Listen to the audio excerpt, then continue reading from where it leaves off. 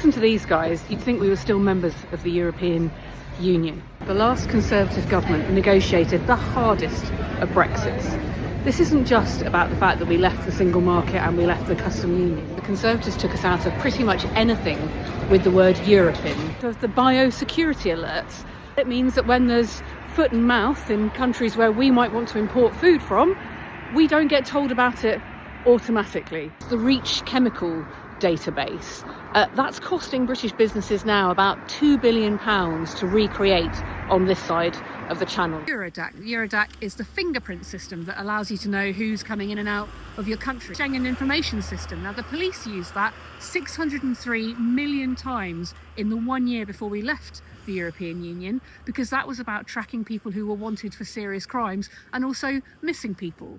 27 different VAT regimes.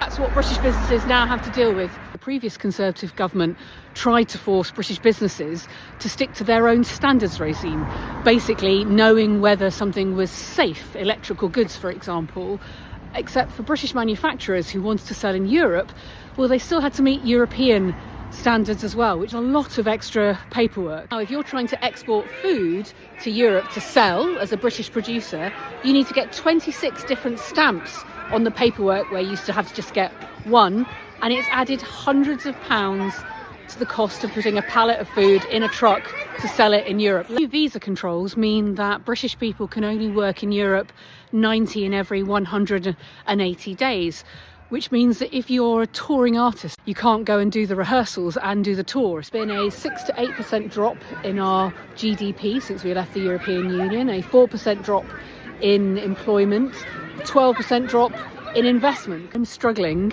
to think of institutions that we are still part of with Europe that a proper Brexit could remove us from, given that this hard Brexit took us out of practically every possible forum for cooperation, just at a point when the world clearly needs more collaboration to keep it safer and more prosperous. Join me in the Labour Movement for Europe, fighting to reset and repair our relationship with our neighbours, because you can fight many things in life, but geography really isn't one of them.